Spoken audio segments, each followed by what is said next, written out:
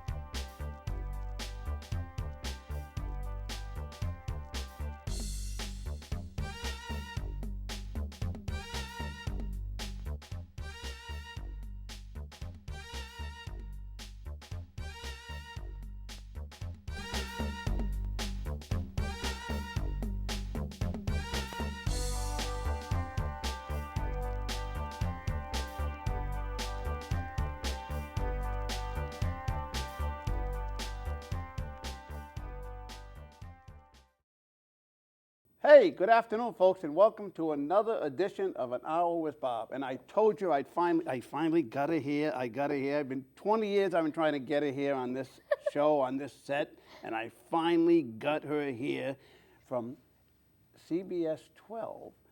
Danielle North. She's you got to see her in the morning if you watch TV in the morning, and I do every morning. Watch you in the morning. Danielle, how you doing? I'm doing great. You know what? Sometimes you just have to wait for the stars to align to get together. Is it right? Is that what the timing just never worked out for the two of us. You know, I've got 3 kids. I'm running around. And I know. You would always reach out to me. Let's do it. And I look at my schedule. Like, I got a volleyball game, or I got this. It's great to be here. I'm so glad it finally worked out. Yes. Yeah. Yes. Nice to see you. You too. You too. How old are your kids?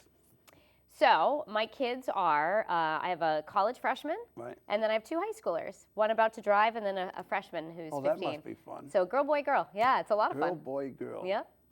Do you like the idea of the girl being the oldest? Definitely. Do you think that's better? I was the oldest. Really? So yeah, I think I would have great. thought that, and I have 3 kids, but Yeah. I would have thought that having the boy first, like to protect the girl, the younger girl. No? You know, it's funny, as we get to know each other a little bit more, I have always been fascinated by family dynamics Right. and how it shapes who you become. Like, you know, boys who are in the all-boy family, you know, very Right. rough, sometimes houses where it's like physical, but I have the girl, boy, girl, so we have kind of a very peaceful house. My son has learned a lot, I think, from having 2 females, one on either Sure. side of him. And I wonder sometimes how it would have been if it had been in a different order, you know? But you're And you've right got about space. the fighting and the stuff. Well, you have space between the girls, too. They get along because they're not super close in age. Right. You know, if it was like the 2 together, forget it. You know, you have the little hen house situation going on. So what's the difference in age? About 5 years, yeah. So it's pretty cool. Yeah. Best job you can ever have, right? Being a parent. So. Best and most difficult. Yeah, definitely. It's the most, you know what I think is the single most difficult job is being a step parent. Oh, yeah. That is brutal. Yeah. That is absolutely brutal. Yeah, when you have to combine families, challenging sometimes, for sure. I've witnessed a lot of friends go through that, too. Because So. when you do good with the kid, Mm-hmm. they love you. They're calling, oh, Dad, can I have this? Can I have $20? Dad, can I use the car? Yeah. But if you say, hey, want to take out the garbage? No, you're not my father. Right, exactly. Works both ways. I totally can see that. Yeah. So I'm sitting here looking around your studio because, again, you've invited me. I haven't been able to make it work. And it's amazing. So you asked me to come last week because I just had my 20th anniversary. That's right. At WPRI 12. Congratulations. Thank you. And you have been doing this 27 years. Right. It's a fun job, right? It is. Yeah. It is. It's interesting. Mm-hmm. But I don't know how the heck you get up. I go to bed later than you get up. Yeah, so Bob and I were talking about our sleep patterns. You, I'm sure your audience members know, you were saying you hardly sleep at all and you can survive on no sleep. I go to bed about, 9:30, and I have to get up at 2:45. It's not fun. Wow. I've been doing that shift about 10 years, and I don't think you never really get used to it. Your body is not supposed to, sleep, at that time. But how do you deal with the kids as they were growing up? It's gotten easier because they're older, Right. but when they were younger, Yeah. it was a hard shift because Yeah. you're constant. Although in some ways it was easier because they were going to bed at 8:30. Yeah, So that's when they're I put them young. to bed, That's right? But when now that they're young. older, they put me to bed. So, Yeah, right. and I don't know Yeah. what the heck they're doing half the time. So hopefully nothing bad. But, I'm thinking everything's okay. I don't know. But yeah, so it's a weird thing because the day doesn't stop when you have older kids, right? I'm up at 2:45 and then they're up to like 11. Right, So right. it's a long stretch of a day. But no, I do nap. Half-hour nap usually during the day to get me through to the second part. But I was going to tell you a funny story about lack of sleep. So, we go to a lot of events working in TV news. You do your regular shift and then you have to go appear at, a fundraiser or whatever. Sure. But once in a while I like to go out and socialize with people. So Right. I got invited to a comedy show. I'm trying to think, a couple of years ago with a group of friends. We go downtown Providence, we have a drink, something to eat, we go to the comedy show. And What, East Providence? No, it was in Providence. I don't remember what theater it was, but I was in the second row, conked out within Bad move. 5 minutes. Yep. Apparently, the comedian was even ribbing on me at one point. And you I don't had even know no idea. I slept through the entire thing, literally just like, And then, what woke me up was everybody standing up and applauding. So I wake up and I'm like, and I start clapping too. And I'm like, I missed the entire show, the whole thing. They were applauding at the end of the show. Oh yeah, and my coworkers. I have to mention them I because do. I love all of them. Pat Little, Michelle Moscatello, Melissa Sardelli, and Michelle has had some epic stories too of like being. I think She is such a peach. She is the best. She and I are like total sisters. It's awesome. But I think she was at a Boston College or Boston University, I forget which one, basketball game, and was like, I think hunched over in the stands, like completely asleep, like folded in half, like Really? asleep during a live, active basketball game. Yeah. Did they put the spotlight? I have no idea if she made it onto a camera, but she woke up and was like, "Oh my God, I can't believe it." She's graced this set a few Yeah, times. yeah. And in fact, she was on the show one time. We did a few on location shows, and I was in recovery from having my That's knee right. replaced. Yep, yep. And she came and did the show with me That's awesome. in the recovery center. Yeah, yeah. And I'm She's great. amazed that the woman has a baby, and a month later she looks like she's 19 again. Well, and can we just say though, people, I think you lose track of time sometimes, right? People like, oh, Michelle, you just had, your daughter like a year ago. And she's like, no, she's 5, almost 6 now. Really? Sometimes you forget. Yeah. Or people once in a while, she would have a day where she's wearing a certain outfit. They'd be like, I see you got a bun in the oven. And she'd be like, no, I don't. Sometimes these viewers are very bold with what they think and what they say, Right. So I get to hide behind the desk, so I've never had anybody accuse me of a false pregnancy, so that's good. Well, you do have somebody on that station that looks pretty pregnant. Shannon Hagee and Kate Walsh, both going to be mamas again with their second. So it's interesting. I had all 3 of my kids while working at WPRI, too. Well, yeah, you must have. In fact, let me think. My first 2, Emma, I actually went into labor while at Six Flags New England, covering a story about the Superman Ride of Steel. There was some sort of roller coaster incursion or something like that. Right. They sent me to Agawam in the middle of August during a heat wave. When I was 8 months not, pregnant, like 9 literally months about pregnant? to have her, and I started to, contract while I was at the Six Flags Park, and we had to drive all the way back. And the next day, I ended up going to the hospital. Wow. And the second one, this is a great Karen Adams story. Karen Adams, right? Legend of the Been on broadcast world. She's been here several times. But she's been retired for a few years now. But 6 or 7 years now, right? But when I was about to have my second, my news director at the time was like, "You're looking a little iffy tonight. I think we're going to keep you in the studio."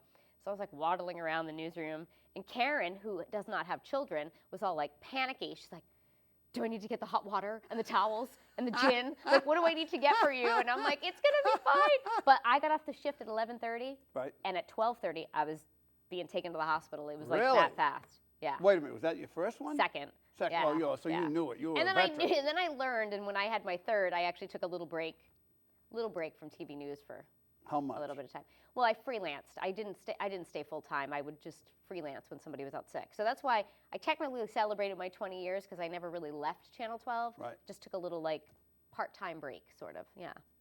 So, with the third, I didn't have any newsroom stories. I got to just have a peaceful, calm third baby. So. But you really like that morning shift. I do like it. We were talking a little bit about what shift is the best shift to work. Right. First of all, not working is the best, like to be retired, right? Or be on vacation. Actually, no, you couldn't do that. I couldn't do that. But, I think if you're going to work either for news, there's not a lot of day shifts, right? It's either mornings or nights, pretty much. I think mornings are where it's at for sure. It's fun to be up first thing in the morning. I love it sounds ridiculous, but I love to see the sunrise every day. No, that's like not ridiculous. I consider that a thrill most days to be able to watch the sunrise. Right. A lot of people don't Never get to do that, Yeah. Yeah. and especially in the spring and summer. Like, we call those the golden months anyway, no matter what job you're in. But in morning TV, it's phenomenal because, you know, the sun's rising at, 4:30, 5 o'clock, and you're like, yes, I get to watch the day start. I love that. Yeah. You know? The people I work with are fun. It's just a different animal when you're working in the middle of the night like that, when you're starting your shift at 3:15, 3:30. Everybody's a little weird at that time of the day, don't you think? Right? Yeah. So that I'm makes telling it you, fun. there are many times I'm just going to bed at that time. Well, you should email me. I'm up. Like, we can have a chat in the middle of the night. In fact, when you take a flight to Boston, Yeah. right? Oh, And yeah. I'm always like, oh, you're going to Boston? I can't what time sleep. are you leaving? I can't even sleep. I can't either. But I get excited because I'm like, ooh, text me when you get to the airport so I can talk to somebody, you know, Right, because right. no one's up. Right. So it's fun to have, you know, when you know somebody traveling, be like, reach out to me. Because we text from the set. You know that, right? I mean, during commercial breaks, we're like reaching out to our friends and family. We have to Facebook and do other things when we're on the set. So we constantly have our phones out. So Yep. feel free to email anytime. Okay? Anytime after 3:15, I'm there. So. Now, what do you have to do to prepare for the show? Well, Patrick teases me all the time. He does. All by the way, I absolutely all the time. I absolutely love the banter you guys have. Oh, thank you. In the morning, especially at the very end of your set.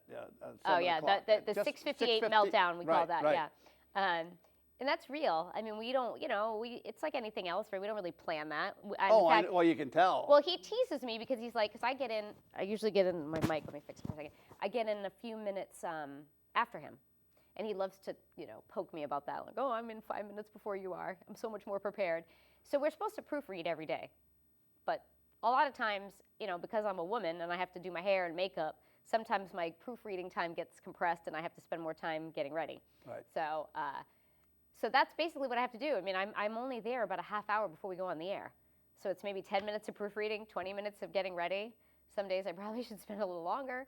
And then we're on the set by 4:10, 4:15. So, and then it's like, the same thing. It's like any other job, right? Like, you do your same thing at the same time. Like, I walk to the break room and heat up my coffee, and then I come back and read more news, and then I go to the break room and make my English muffin, and then I come back. Like, I'm always kind of wandering around, Yeah. in between. 5 hours is a long time It sure to is. be anchored to a table, Right. Right. So Well, a lot of the stuff is, not what you do, but a lot of the stuff is recorded. The stuff yeah, you're like throwing in sports there. and stuff. And then when Michelle's doing weather, sometimes we'll be like, ooh, there's active weather to talk about. So Michelle's going to go close to 4 minutes today. That means a longer break for us. We can, walk around. And, Patrick and I like to go outside. Really? Right? Like on the beautiful summer days, the studio door is not far away. I mean, to the outside. So we go outside and sit out there and just Did you ever get take a break. locked out? I'm trying to think. No, we actually have Because that would be funny. We actually have an old stinking paint can that we stick in the door so that we don't get stuck. I think we've been using that paint can since Well, what if 20 years ago. Nobody's actually kicked it out of the way or No. something, or one of the No. workers or something? Never been locked out, but that would be really funny. That if would be had funny. been. If Well, I worked there, I yeah. would do that You to would you. to purposely do absolutely. it? Oh, that's nice. That's nice. Absolutely, I would do that. So no, I was thinking though about how if we didn't show up, Michelle would have to do our job. But Oh, what's gosh. funny is that we've actually done Michelle's job. Oh, you have? Yeah, because this is another casualty of morning TV news is that someone always oversleeps. At some point, Really? it's happened to me probably 2 or 3 times, happened to Patrick. So poor Michelle, one day, if you're not in the studio, let's say by 4, or in the station by 4, all of a sudden everyone's like, where's Michelle? Right. But by then it's almost too late because we go on the air at 4:30. Yep. So by the time you realize they're not there, you reach out, try to wake them up, blah, blah, blah, blah, blah. It's disaster. So one time she didn't make it in, and Patrick and I shared the weather for the first half hour. Wow. Because it's too late to get a How did I miss replacement that? meteor. How long I ago know. was that? I don't know. It was a couple of years ago. It was so funny though. And thankfully, it wasn't a serious weather situation Right, it was like a sunny day, so it wasn't a big deal. But I often think what if Patrick and I didn't show up and Michelle had to do our job, gosh. because she doesn't really ever read from the teleprompter. A lot of it's very I was ad-lib, talking off the about that cuff. earlier Yeah. because I've never used to I think twice I've tried a teleprompter in 27 Yeah, years. it's weird, right? Yes. It's, I find even when I take a week's vacation from work and I come back, I'm like, ooh, you got to get used to the reading again, you know? Yeah. So, and not looking like you're reading, Exactly. So, Yeah. Yeah. That would be funny to have her do Yeah. all the stuff. Well, and Patrick sometimes and I, we have to do traffic for Melissa when she's not I was there. just going to say, what about 'Cause we don't have a Melissa? repla- Her and Well, I think Melissa would do a better job with our job than we do with traffic. We are brutal when we fill in on traffic. Really? And yeah, so we're working on getting somebody to fill in for her, but we've had to do it a few times. And people will text us and be like, I feel like I'm watching like the Mr. Rogers of traffic watching you guys. Like, come on. Like, this is so bad, you know? Really? Yeah. Well, she's fast. Well, I mean, she's good at what she does. I mean, Right. she knows all the roadways. She knows all the detours. She knows, you know, I'm on autopilot driving up 95 to 195 to go to work every day. Right. I don't have to think about alternate routes and, you know, I never have traffic when I go to work. 3 o'clock in the morning, you know. And I was going to ask you, but what about wintertime? So it's fun. You know what the best, and I'm sure other guests that have worked in TV news have told you the same thing. Snowstorms are the best, right? They're fun to cover.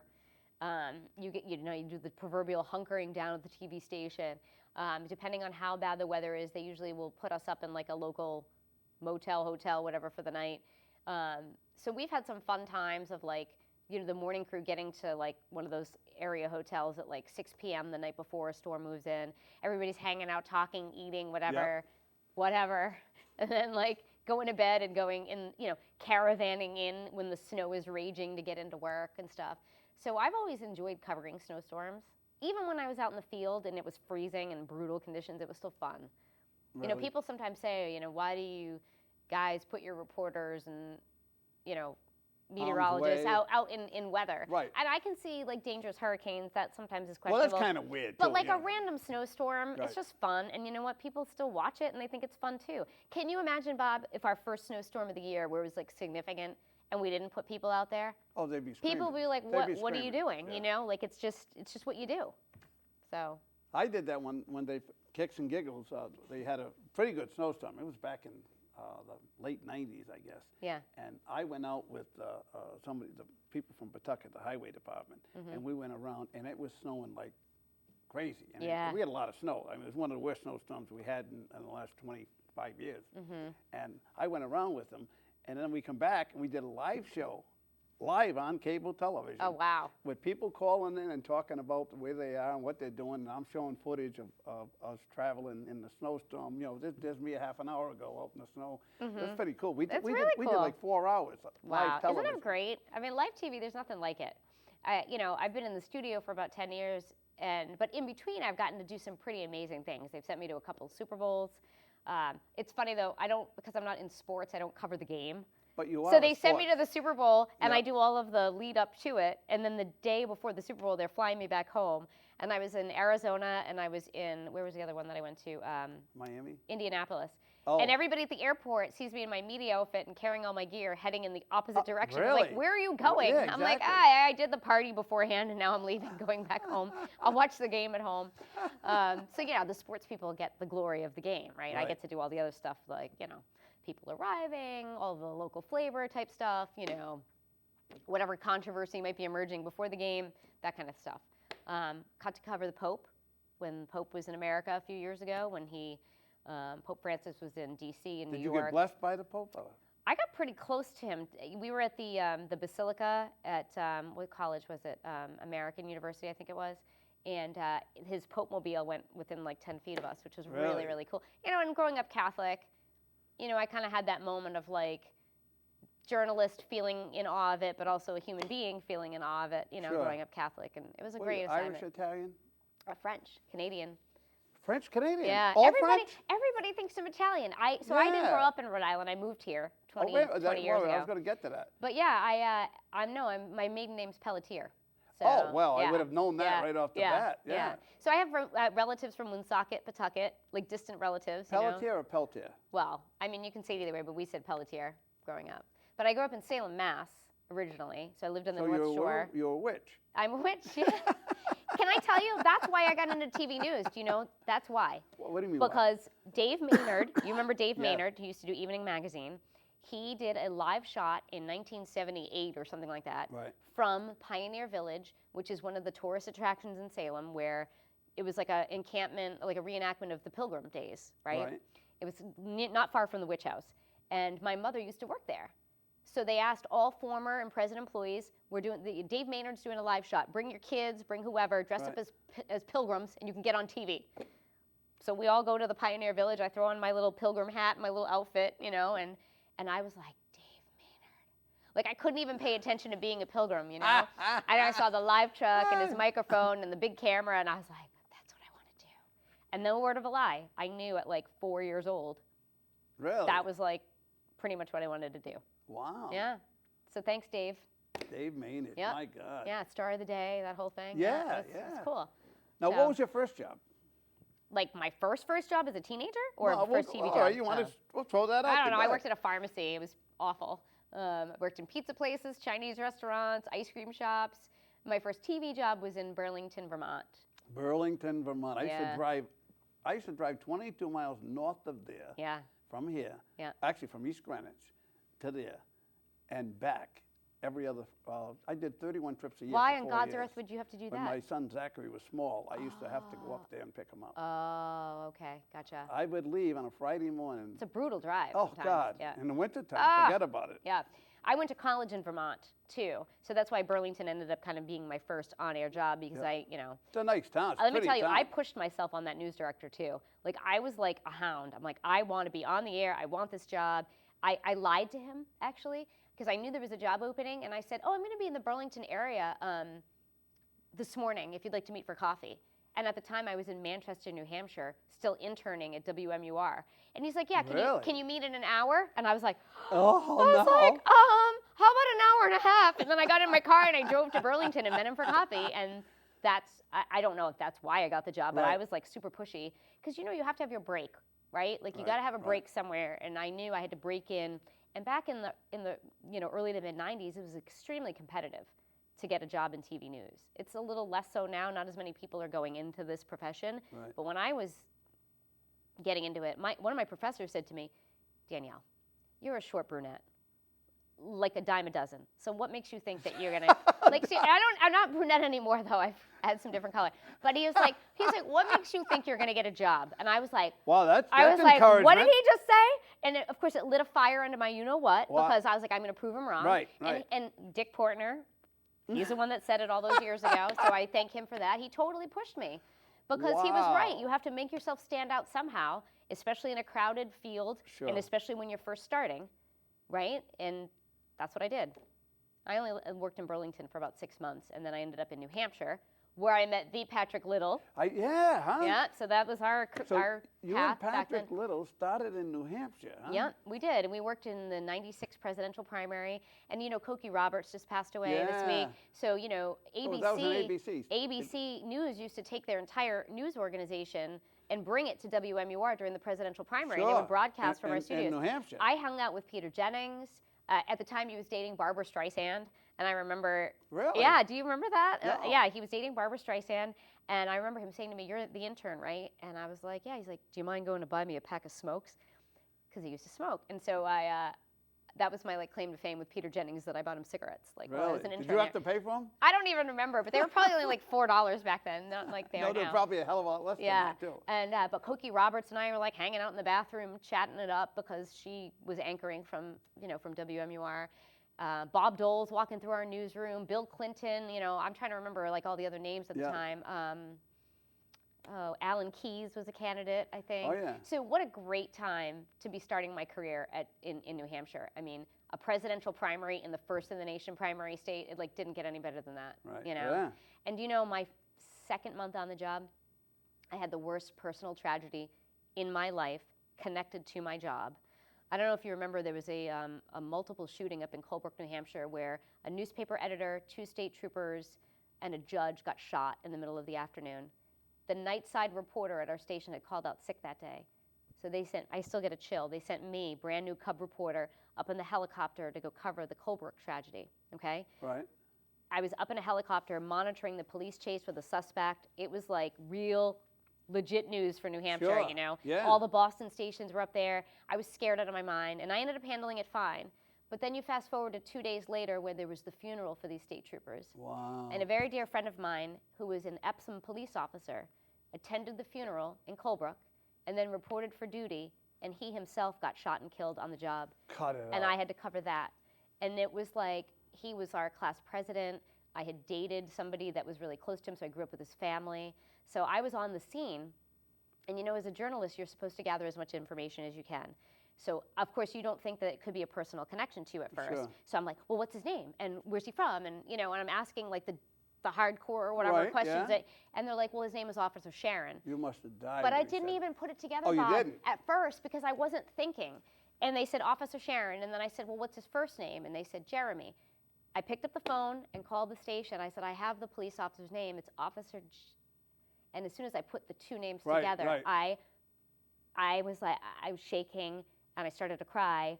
And all of a sudden, the other reporters saw my reaction. So they all come chasing after me. Boston Globe is like, why is this, 23-year-old reporter breaking down? I was like, oh my God, And then I had to cover his funeral that week. So when I tell you I had, other than the Station nightclub in Rhode Island, which was, as you know, the most horrible thing for all of us in Rhode Island, that was the hardest professional week I'd ever had in my career. And it was like the second month on the job. Wow. Yeah. And I thought to myself, oh my God, what did I get into? It was an extremely emotional week. Covering the funeral of one of your friends for your TV station in the high school gymnasium that you grew up in. Like all of those elements combined, it was almost too much, And I was like, wow. And then thankfully for a few years, it was sort of like run-of-the-mill, sort of like basic news. And then you think of the scope of your career, all the tragedies you had to cover, 9/11, Station nightclub fire, the mass shootings, There's a lot of sad stuff that we've had to connect ourselves to. It's hard sometimes, Well, at least you don't have to go knocking on somebody's door and ask them, why did you shoot this person? Can I tell you something else? And some of my bosses know this about me. I would fake knock a lot of times. What do you mean? Fake? I would go up to the door and I wouldn't actually knock. So nobody's home so you can leave? Well, no, I would just raise my arm and go like this. The door's actually here. From the street, you can't tell that I'm actually knocking or not. Right. Because I felt terrible sometimes. I didn't want to talk to the widow. Oh, or I didn't so they wouldn't come to the like door I was doing out of humanity sometimes. I was like, I can't knock on this person's door.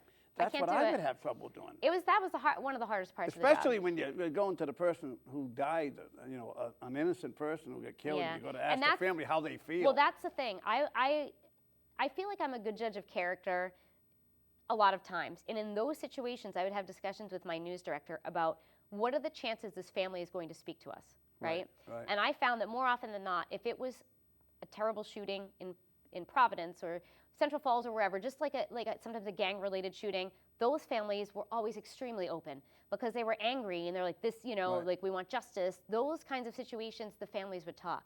It was the unexpected, I remember one time this poor man was driving home from work and a lady who fell asleep at the wheel killed him while he was, and so those random, unexpected, innocent man on his way home from work, those situations, 9 times out of 10, the family would not even come to the door. No. So as you do the job more and more, you start to become like, I don't think this is the type of situation where they're going to talk to us.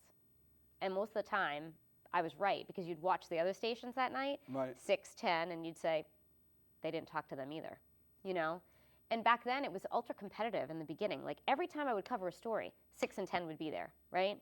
Now, because we can cover things on our cell phones or there's less people working in newsrooms, you don't always see your competition at every story. Right. But when I first started, man, we were as a pack of people all the time, So that competitive edge to get the interview was pretty strong in the beginning of my career, But now, it's annoying. I find it annoying when they say, well, we were the only news station there. Right. So what? I know.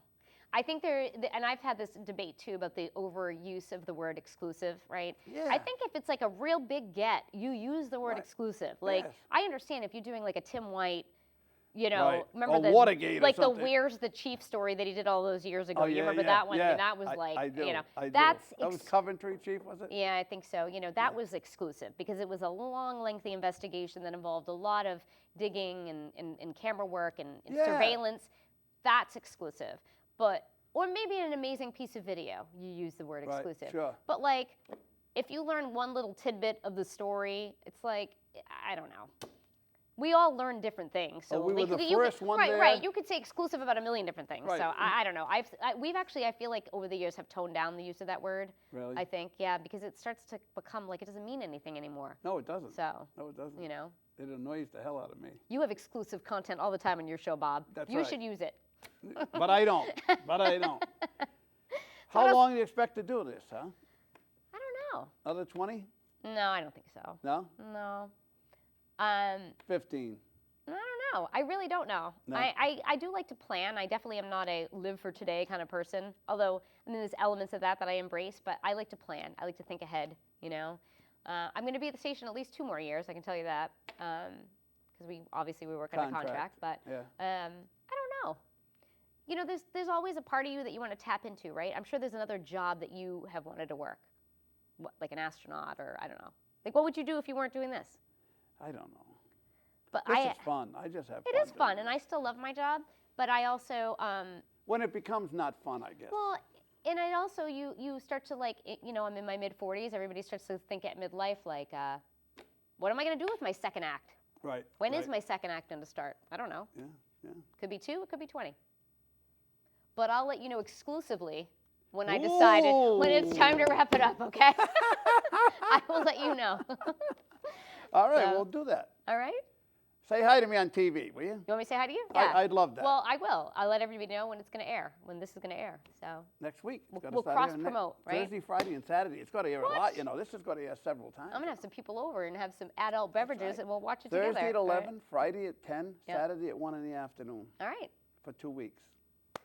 How's that? People will be really sick of me after then. Hey, well, congratulations. Thanks, 20 Bob. years. What a pleasure. It was great. 20 years. Danielle Moore. Thank you. We'll be right back. All right. Hi, folks. Welcome back on An Hour with Bob. And guess who's with me now? The guy's been on the show a couple times over the years. Very controversial. He's done it all. John DePetro. He's with us. Big John DePetro. How you doing, John? Good to see you out with Bob. Very good. How are Good ya? to see you. You look terrific, by the way. I haven't look seen you great. in a little while. Thank you. Feeling good? Yeah? It's a good summer, yeah. But you look great. Congratulations. Much continued success with the show. I heard, boy, Danielle North was fantastic. Isn't she great? She is so terrific. I mean, they drove Frank Coletta off the air because of the competition on Channel 12. But her and Patrick Little, and Michelle, that is such a good team they have on Channel 12. And she's a great interview. That was terrific. Oh, yeah, she's So good. you guys were good together. So, but you look great, and fall is here. Fall is here. Yep. My favorite time of year, fall. Okay, a lot of people get sad at the end of the summer, but not Well, you. that too, Okay. yeah, All right. that too. Football season. But I Football wanted to season share and- with you, I went to the grand premiere, opening of, night, Of Prince of the Providence. Prince of Providence, the story about Buddy Cianci. Wow. at And how Trinity was Rep. that? How was that? Well, did you read the book? No, I didn't. Okay. If you didn't read the book, Cianci, who, as you know, I covered, right, Right. extensively. You had a love-hate rather aggressively. relationship. Yeah. I don't know about where the love part came from. Yeah, but very aggressively. When I came to HJJ, I was the only one out being against kind. him. I was Why being be kind. kind? Why start now? And then we were on the same station together, right? I did mornings, he did afternoons on WPRI. So, and that was interesting.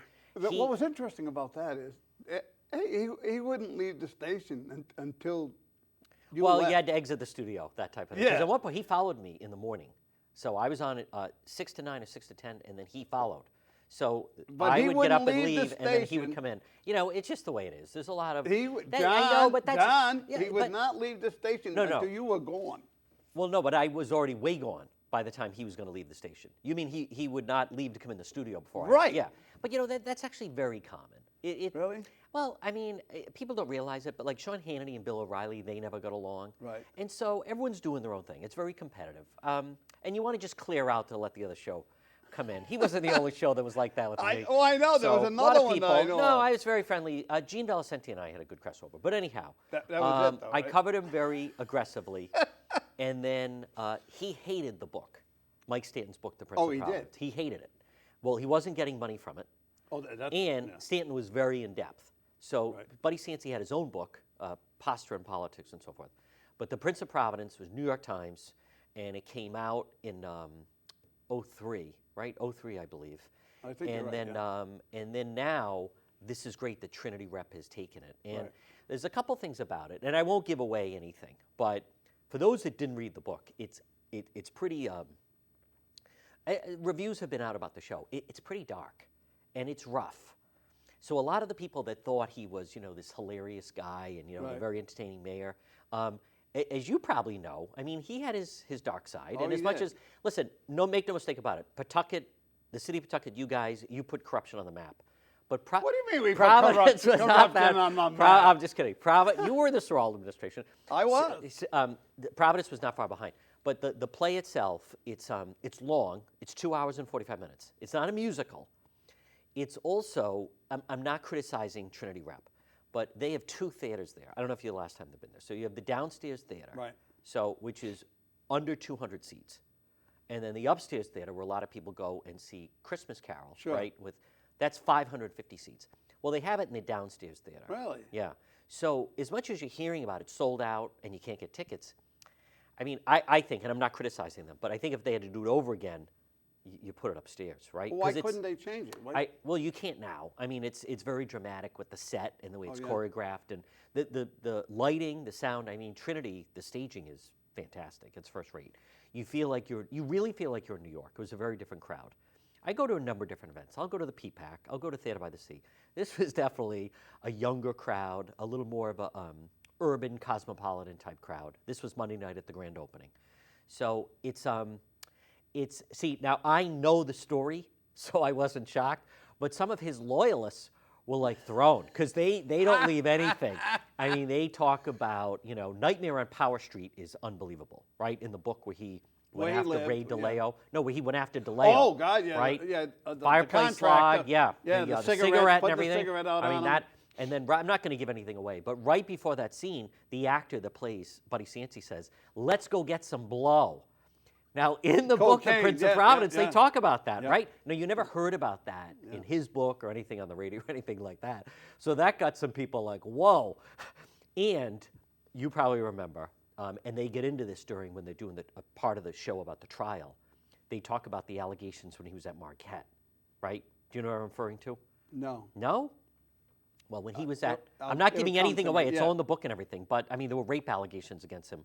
When he, you didn't know that? Yeah. In college. Yeah, in I'm college. Sorry. I mean, Marquette University. For some reason I was thinking of Marquette Credit Union. Oh, no, I know what you're talking about. So afterwards, when I he mean, was in again, college. that's something when he was in college. Yeah, or grad school, law school, whatever. I do know But that. afterwards, I could hear some people like, what the hell was that all about, Now, again, I know the story. Right. I was even taken back a little bit because they threw that in. And a lot of the loyalists and so forth, that wasn't something that he liked to lead with when he was going to give a speech. No. But anyhow, I thought Nightmare on Power Street, that's what they call it about when he had DeLeo captive. Right. And then the end, which I won't give away, I think the end of The Prince of Providence, I think it's the best part. The actor, who's great, Scott Aiello, I met him afterwards, I talked to him a little bit. I think he truly got into the role in that, I'd say the last 15 minutes the place is roaring with laughter. And he has Buddy Cianci nailed down. He's great in the role. Yeah. So it's a great show. It's a good show. It's a little long. It's very true to the book, but it is dark. Now, when you think of Cianci, I mean, listen, even I can appreciate he had a one-liner for everything. People liked him because of his tremendous personality. He was funny, right? There's a lot of stories about him that he was funny. I think, and I'm not trying to be critical, but I think they could have put in more of the humor, which would have captured him, Right. He used to say, there's a scene where they're talking about mail ballots and Lloyd Griffith, and, that's how he won a lot of the elections with the mail ballots. And he used to say, when I'm buried, when I die, I want to be buried in the 6th Ward because I still want to be active in politics after I die. See, that's a good line. That's good stuff. They don't use that, No. There's a story when he was with Vin Vespia, right? And they're down like in Mexico on vacation, and they stumble into a brothel, and they're having a drink, and all of a sudden Vespia says, "Hey, Mayor, I think this is, like a host of ill repute." I won't say the word and so forth. And Cianci says, "I knew that I made you head of detectives for a reason." So there's a bunch of lines like that, And that wasn't used either? That was not used. I think they could have used more of his humor and one-liners because that's what won it over and everything. Right. One time we did an event with WPRO, and it was this place. It was a golf course, and it was like late in November, and it was dark and everything. So he shows up like an hour late, and he comes up, and takes the microphone and says, looking at this place, I wish I had known about it because I would have hid out here instead of going to prison. And everyone started laughing and everything. Great lines like that. There was another story. Do you remember Walter Miller? He was always hanging out at City Hall. And there's a great story in the book where these guys came in from out of town, And this was early as the computers were taking off. So they have these ideas about computers. Now, Cianci, he didn't do email, and he didn't do anything like that. And so he can't understand what exactly is the product they're going to do. So he said, I'll tell you what. And he goes, bring Walter in here. So he brings in Walter Miller. He says, I'll tell you, you got a half hour with him out in the hallway. I want, after a half hour, if he can explain to me, Walter Miller, what it is you're making, then I'll do it. So they had to go and meet with Walter Miller in the hallway. You had to know Walter Miller. Yeah. Now, that type of stuff, I think it's very funny in the book. Right. And but they go through, it's a lot about the history of Providence, which the book is, about how Raymond Patriarca ran this town, right? And then, in some ways, he became like almost the de facto boss of the city of Providence. The show. The tickets are very expensive. I don't know how. Do you know how much some tickets are for the Prince of Providence? $250 a ticket. Really? That's a high price for. Sure. Hamilton tickets were expensive this summer, but the Prince of Providence. But what? So you go on a date, it's $500. $500 if you can even get without them. a meal. I mean, and without a drink. without a meal. But it is again, I'm not second guessing the people at Trinity, but in hindsight, I think you do the larger theater, which is $550, and lower the price. Probably could have lowered the price because now tickets would be available. But on top of that, not to go on and on about it, but as I'm talking about it for 15 minutes, what you want to do, as I've learned, is you want to do this at the end of the run because this show, they're adding dates, but the next show is starting November 1st, right?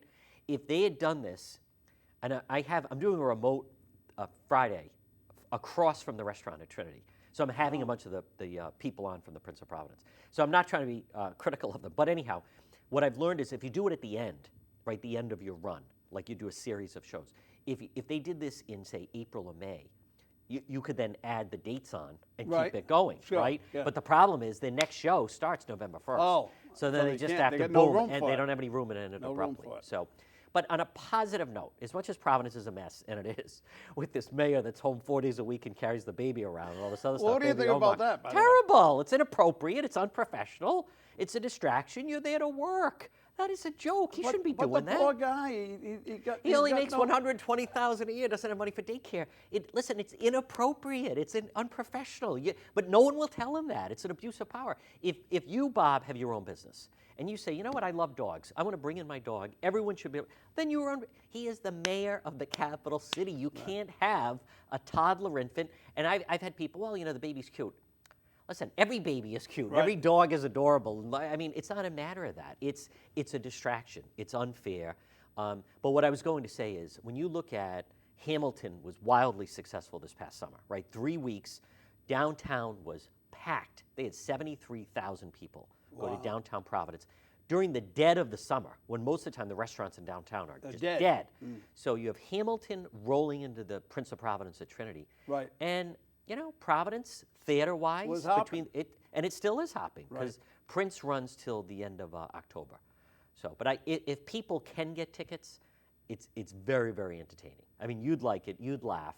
At times they I may try now. Yeah, capture. They really capture Cianci and everything. But the actor Scott Aiello is the last part, the last 15 minutes. People are literally laughing out loud. I mean, howling with laughter. So it was pretty interesting. Yeah.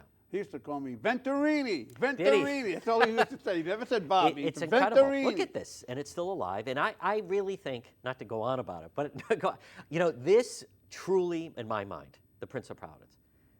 I don't know if you watch a lot of television. You're on television, but I watch a lot of TV. Right. And I watch because you're on radio. Because I'm on radio, but I watch Netflix. I watch a lot on HBO. I have never watched a Netflix show. You're cheating yourself. It's the greatest. Yes, there's great content there. There's great shows there. But my point is, the Prince of Providence would be tremendous on either a Netflix series or an HBO series because you don't have to do it in 2 hours. I think, the old way of doing a movie, you have to tell a story in 120 minutes. I think that's over with. Some of the best things, whether it's The Crown a series, or a series. There's a thing on Ozark called on Netflix called Ozark, which is great. There's a series on Netflix called Narcos. Now again, these are Hollywood production style, quality acting. The Crown is great on HBO about Queen Elizabeth and everything. So I think the Prince of Providence, there's so much material when you start at the 70s and then work your way through. You don't need to cram everything into 2 hours, Right. is my point. Right. And there's so many different dynamics of this. But you, as someone that knows Rhode Island, you've interviewed so many of these people, I think you'd really enjoy it. Well, you've convinced me, actually. I'm going to end up going to see Yeah, the it was thing fun. now. It was a great, fun opening night. It Speaking was. of Providence, Yes, what's going on with the Providence schools terrible. besides being awful? Well, terrible. And it's nice once in a while to get away from things from here. Now, next week, I'm going to be in Washington, D.C., broadcasting. Why is that? I'm going to get down for 2 days. We have a number of different guests involved. It's a special event where we bring people in to highlight why we need a wall, why we need security at the border. You have a lot of the experts there. You have, Michelle Malkin, Secretary Pompeo. I've been invited to go to the White House. I think you knew this. I don't know. You're not on Twitter, but in social media, it was a big thrill for me. Regardless of what that's people right. think of the president. You got a I tweet was from the retweeted by president. President Trump, only one certainly around here. It rocketed. Someone from Twitter contacted me and said, your tweet was seen by 500 million people because he has 62 million followers. Wow. And then all his people retweeted and everything. And the plan is, right now things could change. We may go to war with Iran. But the plan right now is that I'm actually going to go to the White House and they're going to print out my tweet. And then President Trump is going to sign the tweet how for cool me. is that? Isn't that tremendous? So again, regardless of what, I recognize a lot of people for whatever reason don't like him. Never mind in this part of the world. It's still the President of the United States. right. It's still the leader of the free world. By the way, I yes. had a guy sat here twice in the last 6 months that has been in front of the President of the United States. Who's that? The sheriff from Bristol County. Oh, Tom Hodson. Yeah. I'm gonna be with him next week. Tom's a good friend. He is fantastic. He's been on my show. He's Has been on he? here about He's 7 great. times. I think He's been ahead on of his here 7 time. times. He is Sheriff Tom Hodson is nationally known and respected. Right. He is a real leader. And notice he is 100% behind the president. So Exactly, I think, around here we get so jaded, right? Because they all hate him. Cicilline, is making a career out of it. Elizabeth Warren. But when you get outside of New England and Rhode Island, the rest of the country, he has firm support in a lot of states. Well, and the economy is humming along, Bob. You can't deny that. No, I can't deny All that. But he'd be a lot better off if he didn't tweet. People say that. I disagree because I You like disagree? hearing directly some from of the him. crazy things he says. Well, but here's the thing. Tom Brady, he fumbles the ball. He's still my quarterback. Right. Tom Brady throws an interception. He's still my quarterback. Last weekend he was really a quarterback. He was great. Bill Belichick holds Malcolm Butler out of the Super Bowl. Right. Cost us the Super Bowl. Do you know why? He's still my, I have heard a theory about that. What's the theory? Is that he got into an altercation with Steve Belichick the night before. No, he was. Well, you say no. No one actually knows. No, right. So you're just saying you have a different theory. Right. What is your working theory? That he was just too under the weather, so to speak, to play. All right, now I've heard different things, and this was from an NFL insider that are hinting around. Right. He says he was fine. He seemed fine. He apparently went feeling he could play. He certainly could have used him in a couple downs, but the working theory that I've heard that would make sense. Notice no one's ever talked about it, right? We still don't know as we sit here Right. what was the cause.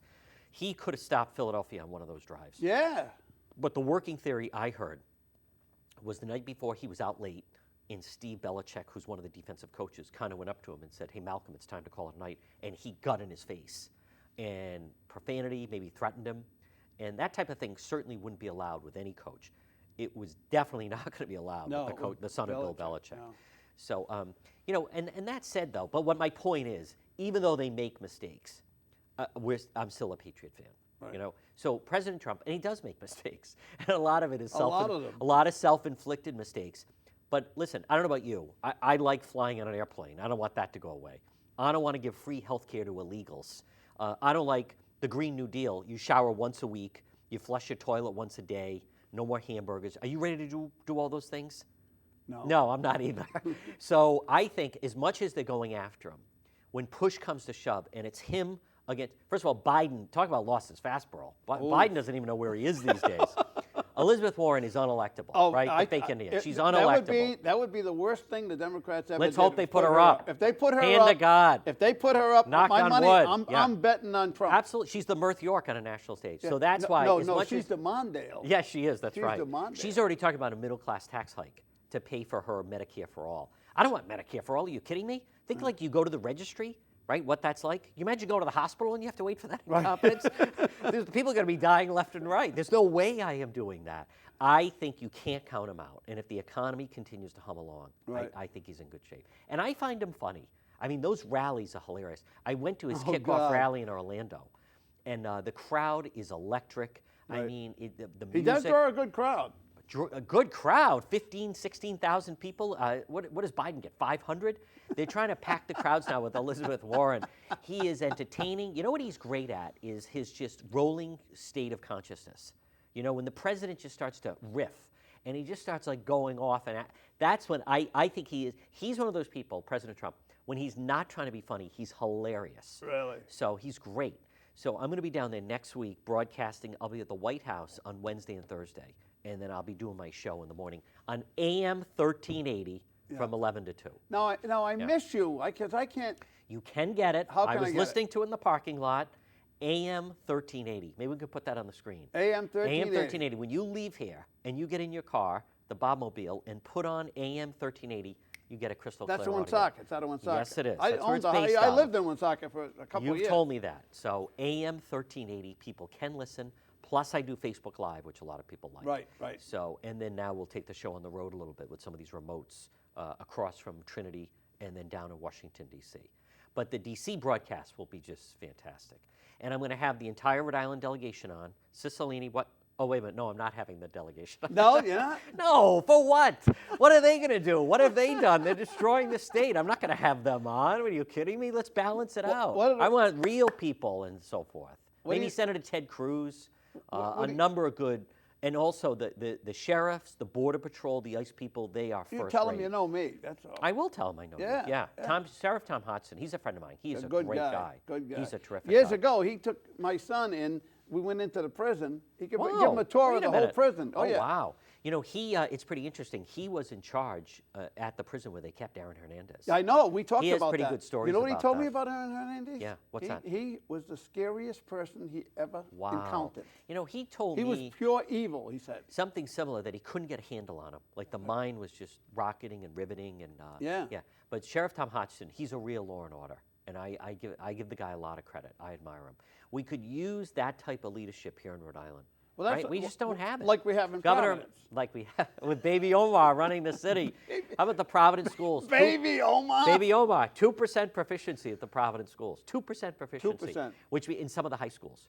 And what that means, I'm so glad the Wall Street Journal, right, education horror show, the Wall Street Journal's killing the Providence schools and Elorza and all this other stuff. How about teachers, 30 sick days, but 2% proficiency means that at Hope High School, and this is sad, but at Hope High School, when you take the kids that are juniors, only 2% of them are able to perform work at the level of a junior in high school. Wow. I mean, that's 98% are below grade Now, do you level think a lot has to do with all the illegals in the city? You know, that's part of it. It's really, though, I mean, to me, a huge part of this. It's not one thing, but that's part of it. It doesn't make it easy. Sanctuary city?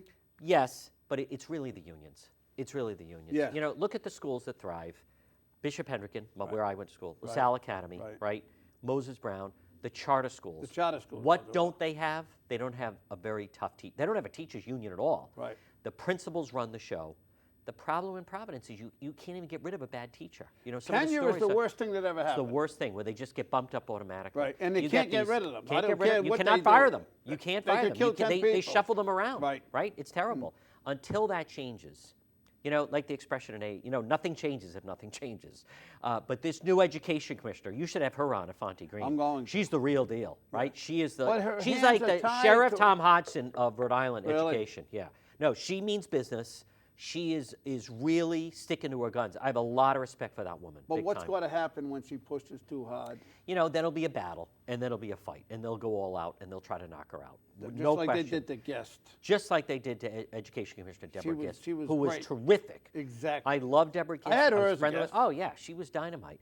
They, unfortunately, just like Mr. Potter said in Wonderful Life, they ran her out of town on a rail. Yeah. They did. They made her life miserable. They put up all these hurdles. The politicians would not come to her defense. You have to support. But Providence is so bad right now that I think it could be at a breaking point. But I give her that new education commissioner, tremendous credit, because she's trying. Notice she came in from the outside, right? She's in New York. But I love the fact that they're saying to her, you know, you have to help us decide who's going to be your, no. I picked the superintendent, you know? It's like a Belichick mentality. No, I'm the boss. What did Bill Parcells say? You know, if you're going to hold me responsible for the cooking, let me shop for the groceries. There right? you go. That's I what like Parcells that. Yeah. said. That's like, to me, that new education commissioner in Providence, Afonte Green. So you should have her on the show, though. Well, She's I got a plan tough that. job ahead of her, Yeah, big yeah. time, to try to turn around I the just hope education system. nobody stops her. I just hope They're going to try, stop her. right? Oh, They're of going to course try. they They are. want the status quo, Absolutely. Bob. They want the Yeah, status quo. They want it the way it is. They do. Absolutely. Yeah. Absolutely. So your health is good. Oh, I'm You surviving. seem good. You have a great staff. You have great facilities. 27 years. How much longer is Hour with Bob going to continue to roll? I don't know. No? As long You as still I look can- doing it. You look better than ever, for crying out loud. Yeah. How's the knee? Eh, Yeah? All Yeah. right. Well, you're not running marathons, right? No, But no. you look good. Yeah, You got the I'm hair. You got surviving. the whole thing. You know people. You still get good guests. At least you had Danielle North. Yes. You caught a tough break with getting me, but I at did. least you had Danielle North. And when I flip by you, normally you have some pretty good people on. Yeah. Yeah. And you can catch me on YouTube anytime. I love the fact that you're on YouTube and you post all the shows and the video. Isn't it great? Yes. It's so tremendous. The entire show is on YouTube. Yes. This yeah. show is going to be on Which YouTube. is smart to do, because everything has become on demand. Right. People, when they want to watch it, is when they want to watch it, and you have to go with it. And the nice So- thing, because I've traveled all over the world, I Yes. mean, I got people in China telling me they watched my show. Look at that. Catching my show. And, Wow. people in Russia. Honorable Bob. It's That's weird. right. Yeah. It really is. That's it, right. It really is. I heard weird. you're huge in China. Is that I'm, true? I'm big in China, right? Physically tall. Very much so. So how's life treating you? Very good. Listen, social media is so dominant, but the news is nonstop. I think we kind of live in a bubble a little bit in Rhode Island, and I don't. You're going to find this hard to believe. I don't follow the party line and go and fall in line with all the politicians and everything. I'm gonna So, find this hard. I'm not gonna. I know you don't believe me, but no. Listen, I think the state has missed tremendous opportunities. Absolutely. And I am not a fan of Governor Raimondo. I voted for Mayor Fung. I think we need some kind of a change. Right. I And what do you think- think in the next election? We got a long way to go. I think that I think right now the state is in a very difficult situation. Twin Rivers getting hammered. The education system is a mess. The UHIP situation was that's terrible. The entire beyond. state is under construction. I don't know why are they digging up the entire state. I know. In China, they have like 200 guys working a project for 2 days, then they move to the next one. Rhode Island, we have like 15 to 20 projects going all over the state. and one guy working. One guy working there smoking a cigarette. Hey, buddy, we're your friends. So whatever you do, don't get up. Don't move on my hand. He's got the Dunkin' Large and everything. No, come on. I mean, look at Boston. Listen, you go to Boston, Bob, and it is like you've gone to a different country. So what's going to happen? I think the governor is checked out. I think she is. If a Democrat gets in, she wants to get in the administration. I think she's also Governor Raimondo. She's put herself out there that she wouldn't mind being tapped to be someone's vice VP. president. Now, I'm not saying that's going to happen, but she certainly has floated it out there, Right, right? right. Her main focus is she's head of the National Governors Association. But we need somebody who's like digging in, and we need someone, the way that education commissioner is, we need someone like that for governor. Well, Because how she doesn't about- know anyone, there's no politics involved. Dan McKee, who is not loved by the union because Correct. because Yeah. he's Well, he big could be on governor charter in waiting. school. He could be governor in waiting. That's right, as lieutenant governor. I think Governor Raimondo bails out of here after next presidential election. I don't think she finishes the term. I predict Cicilline runs for governor. Wow, I don't see that coming at all. But you could be right. You could be right. That'd be interesting. I believe Langevin's going to run. There's going to be a lot of them that are going to run. Langevin's going to run for governor, you For think? governor. Well, he's already said he doesn't want to do Congress anymore. Really? And they're Well, going they're all afraid because they're going to be only down to gonna one seat, but I get the impression that Cicilline's going to be the one that's going to have the seat. Really? That's my impression. Well, he's looking like it right He now. is. I He mean, gets a he's lot of out there time. all the They time. seem to get along. Yeah. I think they've struck a deal. He'll help him campaign for governor. Yep. Meaning Cicilline help Langevin. Well, if if in that's the fact he case, lets I him can have see it. the case. I think Cicilline enjoys Washington. He enjoys the Oh, he national loves it. spotlight. He loves it. And it goes from there. I'm going to have him on. Well, John, thank Bob, you it's great for to stopping see you. by. Absolutely. You're the best. You're terrific. I love And what I love a great seeing show. You. I love So seeing I you. wish we found something to talk about. Yeah, we next time maybe. Next time. Next we'll come, time. We'll come You're back terrific. and do another I'm show. a big fan. Yes. And I'll have you on my radio show on AM 1380 1380. to promote it. And what Yeah. time? 11 to 2. 11 to 2. During the day, not at night. Not at night. Not yet. Not yet. We're not there yet. Well, you want to go night? No. Yeah, 11 to 2 at night. That's what I'm hoping for, the overnight show. 11 No, Why no, not? not yet. I'd love to do a late night show. haven't fallen that You far know just that? yet. I'd love to do a late night show. You can, in your house. In my On house? Facebook, yes. All right. That's how you can do it. Well, I guess we're done. All right. Well, thank you for spending the last half hour with Very Bob. nice. Very nice, Bob. Good to see you. Pleasure to see you. All right. All right. And folks, thank you for spending an hour with Bob. Until next time, see ya.